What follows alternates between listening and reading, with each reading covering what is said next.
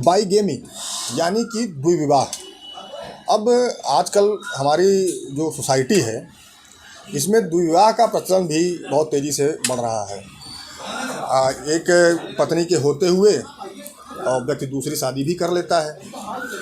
अब मान लीजिए कि कोई हिंदू है, वो अगर पहली पत्नी के जीवित रहते दूसरा विवाह कर लेता है तो भाई हिंदू मैरिज एक्ट के हिसाब से तो वो विवाह दूसरा वाला जो है वो तो शून्य है, क्योंकि हिंदू मैरिज एक्ट ये कहता है कि कोई भी व्यक्ति दूसरी शादी तभी कर सकता है जब पहली पति या पत्नी में से किसी की मृत्यु हो गई हो, या पहली पति या पत्नी में से दोनों में तलाक हो चुका हो, या कोई तलाक या कोई ऐसा लिखित दस्तावेज हो उनके पास जिससे कि ये साबित हो रहा हो कि जो पहली पत्नी या पति हैं दोनों लोग एक साथ नहीं रह रहे हैं, तभी कोई व्यक्ति दूसरी शादी कर सकता है।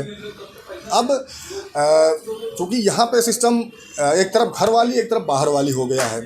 अक्सर लोग ये करते हैं कि भाई पत्नी तो जो वैध पत्नी है, जिसको कि जो पहली पत्नी है वो तो है ही है। मान लीजिए कि कोई किसी दूसरी महिला से संबंध बन गए और आपसी संबंध इतने प्रगाढ़ हो गए कि वो दूसरी महिला से भी विवाह करना पड़ गया। अब यहाँ पे मैं आपको बताना चाहूँगा कि यहाँ पे घाटा सबसे ज़्यादा महिलाओं को ही है, और वो कैसे है वो भी हम आपको आगे इस वीडियो में बताएंगे। क्योंकि इस तरह का एक मामला ऑनरेबल कर्नाटका हाई कोर्ट के समक्ष आया था, जिसमें ऑनरेबल कर्नाटका हाई कोर्ट ने यही कहा कि भाई जो दूसरी पत्नी है उसको विधिक अधिकार कोई नहीं है। तो आगे इस मामले में और क्या चीज़ें हैं वो हम आपको बताएंगे, वीडियो को अंत तक ज़रूर देखिएगा। तो एक तरफ घर वाली और एक तरफ बाहर वाली का जो सिद्धांत हमारी सोसाइटी में है आजकल, इसमें सबसे ज़्यादा जो महिलाएं हैं उनको ही दिक्कतें उठानी पड़ती हैं। अब मान लीजिए कि किसी व्यक्ति की एक पत्नी है, उसने दूसरा विवाह कर लिया। अब जो दूसरी पत्नी है वो पहली पत्नी अगर जीवित है तो दूसरी पत्नी को तो हिंदू मैरिज एक्ट के हिसाब से कोई अधिकार ही नहीं है, तो उसको पति की विधिक पत्नी नहीं माना जा सकता जो दूसरी पत्नी है।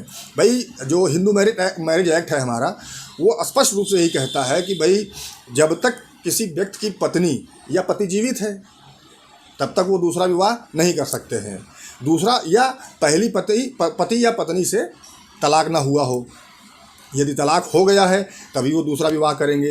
यदि पहली पत्नी या पति में से किसी की डेथ हो गई है तभी दूसरा विवाह होगा। लेकिन अक्सर ये होता है कि एक पत्नी के जीवित रहते हुए व्यक्ति दूसरा विवाह भी कर लेता है। अब कभी और ऐसी भी चीज़ें देखी गई हैं कि जो दूसरी पत्नी होती है उससे लोग ये बातें छुपा भी लेते हैं, या जो महिलाएं हैं वो इन सब चीज़ों को पता भी नहीं करना चाहती हैं कि जिससे वो विवाह करने जा रही हैं कि कहीं ऐसा तो नहीं कि उसका दूसरा विवाह पहले से कोई विवाह हुआ हो। ये भी चीज़ें आजकल देखने में आ रही हैं। कुछ महिलाएं हैं जो ये जानती भी हैं कि भाई जिससे वो विवाह कर रही हैं उसकी एक पत्नी और भी है, फिर भी वो उससे विवाह कर लेती हैं। लेकिन जो दूसरा विवाह होता है किसी पुरुष का महिला से, तो जो महिला है उसको कोई भी विधिक अधिकार कानून में नहीं है। अब ऑनरेबल कर्नाटका हाई कोर्ट के समक्ष एक मामला ऐसा ही आया। एक व्यक्ति था कंथा राजू, उसकी एक पत्नी जीवित थी, उसने दूसरा विवाह कर लिया। उस विवाह से उसके एक पुत्र भी प्राप्त हुआ। अब हुआ ये कि महिला पैरालिसिस अटैक पड़ा, वो उसके बाद जो पति था उसका वो मारने पीटने लगा। ऐसा उस महिला ने अपनी FIR में दर्ज कराया। महिला ने 498A के तहत FIR दर्ज कराई कि भाई जो हमारे पति हैं ससुराल वाले हमारे साथ क्रूरता का व्यवहार कर रहे हैं। अब जो कंथा राजू था उसने उस FIR को ऑनरेबल कर्नाटका हाई कोर्ट के समक्ष चैलेंज किया और ये बताया कि ये हमारी दूसरी पत्नी है। अब कर्नाटका हाई कोर्ट का कहना ये था कि भाई जो दूसरी पत्नी है वो अपने पति या ससुराल वालों के खिलाफ क्रूरता का मुकदमा करने की हकदार नहीं है। यानी कि 498A के तहत जो दूसरी पत्नी है वो अपने पति और ससुराल वालों के खिलाफ 498A यानी उत्पीड़न का, मारपीट का, लड़ाई झगड़े का कोई भी मुकदमा नहीं कर सकती है। क्यों नहीं कर सकती है? क्योंकि वो विधिक पत्नी नहीं है। अब विधिक पत्नी कौन है? चूँकि जो कंथा राजू था उसकी एक पत्नी पहले से थी, ये उसका दूसरा विवाह था। अब हिंदू मैरिज एक्ट के हिसाब से जो दूसरा विवाह उसका हुआ वो शून्य विवाह है, यानी कि उसको कानून में कहीं से कोई मान्यता प्राप्त नहीं है। इसलिए ऑनरेबल कर्नाटका हाई कोर्ट ने ये कहा कि भाई दूसरी पत्नी को ये अधिकार ही नहीं है कि वो 498A के तहत जो है अपने पति या ससुराल वालों के खिलाफ मुकदमा कर सके, और फाइनली उस FIR को ऑनरेबल कर्नाटका हाई कोर्ट ने क्वैश कर दिया, पूरी प्रोसीडिंग समाप्त कर दी। अब यहाँ पे एक चीज़ और क्लियर कर दूँ कि जो महिलाएं हैं वो या तो इन सब चीज़ों को समझना नहीं चाहती हैं या जानबूझ के भी गलती करती हैं। तो यदि आप समझना नहीं चाहते हैं या जानबूझ के ऐसी गलती करते हैं तो आप सावधान हो जाइए, अन्यथा यदि आप दूसरी पत्नी के रूप में विवाह कर रही हैं किसी व्यक्ति से तो आपको कोई भी विधिक अधिकार नहीं मिलेगा। विधिक अधिकार दूसरी पत्नी को यानी दूसरे विवाह को तभी मिलता है जब या तो पहली पत्नी की मृत्यु हो गई हो, पहली पत्नी से तलाक हो गया हो, या कोई ऐसा डॉक्यूमेंट हो जिसमें लिखा पढ़ी में ये हो कि जो उसकी पहली पत्नी है वो साथ में नहीं रह सकती है।